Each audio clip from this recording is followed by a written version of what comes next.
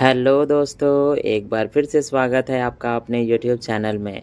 आज के इस वीडियो में हम बहुत ही बेहतरीन और एक सुपरहिट फिल्म की कहानी को लेकर आए हैं, जिस फिल्म के हीरो अल्लू अर्जुन हैं। और अगर इस फिल्म के हीरोइन की बात की जाए तो इस फिल्म में आपको हीरोइन के तौर पर रश्मिका मंदाना देखने को मिलती है। और अगर इस फिल्म के नाम की बात की जाए तो इस फिल्म का नाम है पुष्पा द राइज। तो दोस्तों जल्दी से चलते हैं सीधा इस फिल्म की कहानी की ओर। तो दोस्तों फिल्म की कहानी की शुरुआत होती है आंध्र प्रदेश के तिरुपति शहर के पास के जंगलों से, जहां लाल चंदन की तस्करी का कारोबार बहुत ही बड़े पैमाने पर चलता है। यह लाल चंदन, जिसे रेड सैंडर्स भी कहते हैं, ये दुनिया में बहुत महंगा होता है और इसकी अवैध कटाई और तस्करी एक संगठित अपराध होती है। कहानी का मुख्य किरदार पुष्पा राज, जो कि इस फिल्म में अल्लू अर्जुन है, जो एक गरीब और अनाथ मजदूर हैं, जिसकी मां ने उसे एक अमीर व्यक्ति के नाजायज बेटे के रूप में पाला है। अपने नाजायज होने की वजह से पुष्पा को समाज में और अपने सौतेले परिवार से भी तिरस्कार सहना पड़ता है। यह तिरस्कार उसके अंदर एक आग पैदा करती है। वह ठान लेता है कि वह किसी भी हाल में समाज में अपनी एक जगह बनाएगा और एक अमीर व्यक्ति बनेगा। पुष्पा बहुत मेहनती और बहुत चालाक होता है। वह तस्करी के काम में एक साधारण से मजदूर के रूप में शामिल होता है। अपनी तेज बुद्धि और बहादुरी की वजह से वह जल्द ही तस्करी गिरोह के सरगना कोंडा रेड्डी का ध्यान खींचता है। पुष्पा नए और जोखिम भरे तरीके अपनाता है, जिससे पुलिस की पकड़ से बचना बहुत आसान हो जाता है।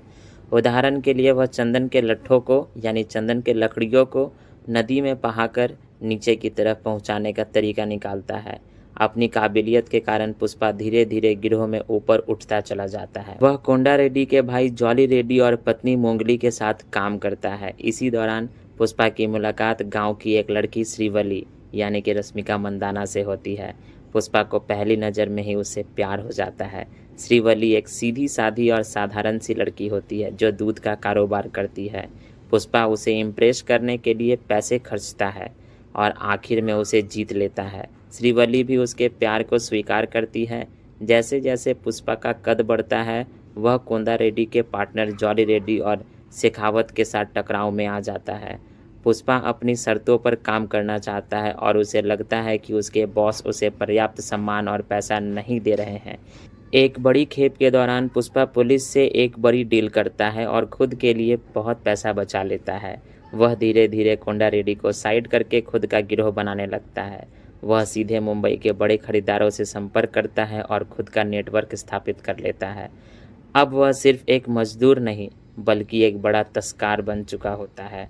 पुष्पा का नया रुतबा कोंडा रेड्डी और जॉली रेड्डी को पसंद नहीं आता।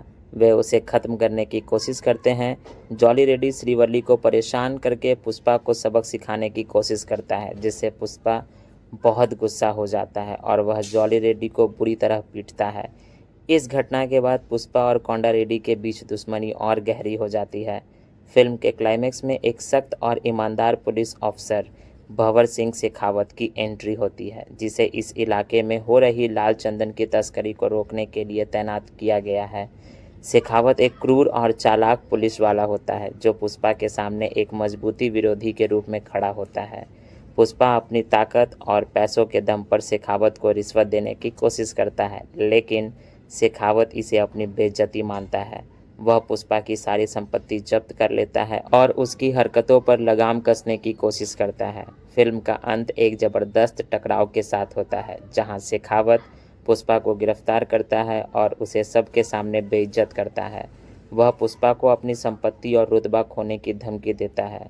पुष्पा, जो हमेशा अपनी इज्जत और रुतबे के लिए लड़ता आया है, शेखावत के सामने झुकने से इनकार कर देता है।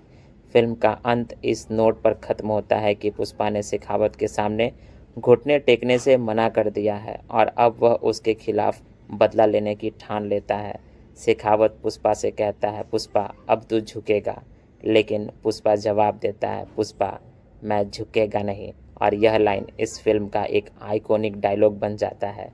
यह क्लाइमेक्स अगली पुष्पा फिल्म 2 द रूल के लिए एक मजबूत आधार तैयार करता है, जहां पुष्पा और शेखावत के बीच की लड़ाई और भी तेज हो जाती है। फिल्म पुष्पा द राइज एक साधारण मजदूर के असाधारण तस्कर बनने की कहानी को बताती है।